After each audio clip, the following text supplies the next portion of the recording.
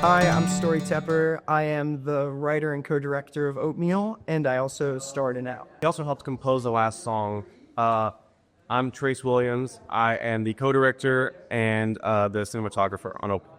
The title of Oatmeal, it was the first thing that we came up with, and it kind of stuck.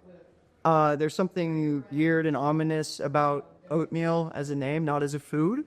So we just kind of ran with it. And then as an actor, I co-directed this film with Trace, and he's really talented, and he was able to help me get through a lot of it. But I would love to direct stuff. I just want to create in any way possible. I think we chose to shoot Oatmeal first. Actually, me and Story, we literally made a list of all the film ideas we had, like short film ideas. And we were like, okay, we love this one. This one's maybe not the best. This one could use improvement, but it's a good concept. And then we were like, which one of these could we make happen? Because we need to create something. And we chose Oatmeal. And after we decided we're going to do this, we just went kind of full steam ahead. We actually didn't have a script for Oatmeal. No. Still to this day, it doesn't exist. It was a dream that Story had. He came in and told me his dream. It was so crazy. And then I was like, man, we should make this a short film. And he's like, yeah, man, we should make this a short film. And from there, we kind of just, we made a shot list. We talked about who would be needed. We scheduled cast and crew, which the crew is just me and Story. And then one of our good friends, Easton Morton, who was kind of a producer, production assistant, and a behind-the-scenes photographer.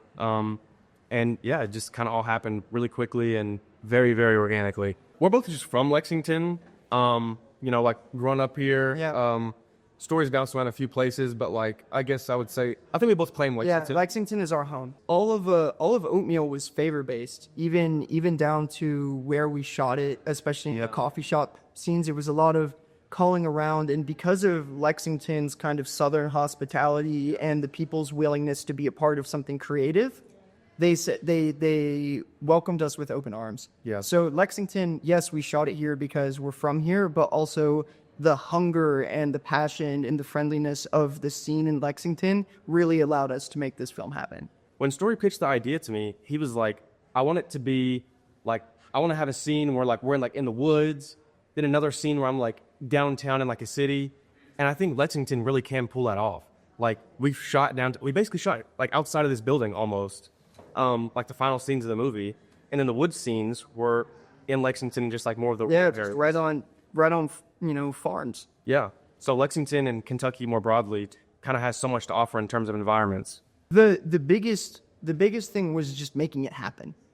There's so many moving parts to any type of production. It doesn't matter if it's a 1 minute TikTok video or if it's a 3-hour long biopic. There's so many things that could go wrong, and most of the time it does. We didn't have a location until the day before we started shooting. And it was raining. We didn't have a script. People were wishy-washy. Lots of favors being asked. So we didn't really know what we were doing. And we woke up and we're like, we're doing this. We have to do this. So the biggest hurdle was actually just making it happen, because we had to be the people to push it to actually get done. Scheduling is always hard with anything, but especially for a film.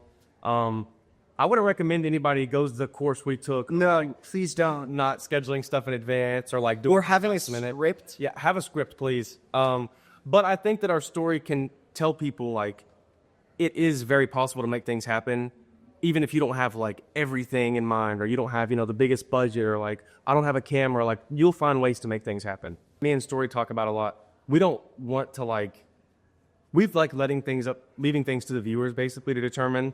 But things that we talked about while directing the film is you really never know what someone is going through, like Story said. So on a very basic level, it's the people in the coffee shop in our film are this guy's just crazy, but they don't know that what all he's going through internally.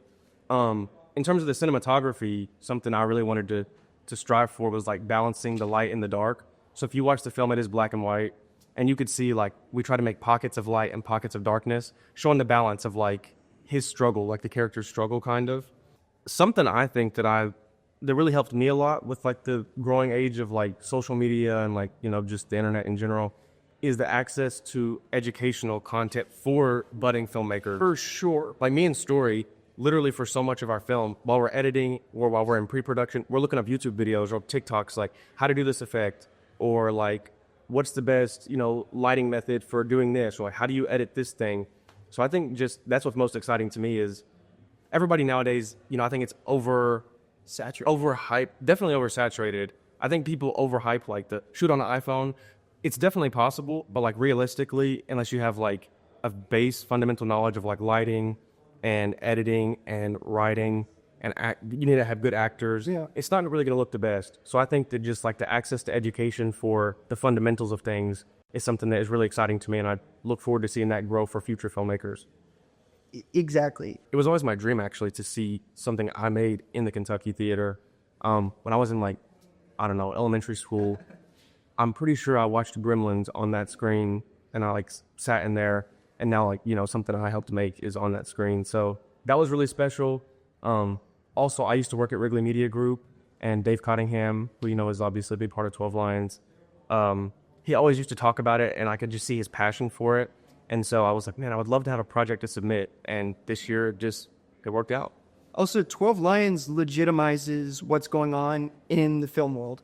Yeah. The fact that Lexington has a festival in such a historic theater like the Kentucky Theater legitimizes all of the student filmmakers, anyone that has a dream to create art in Kentucky.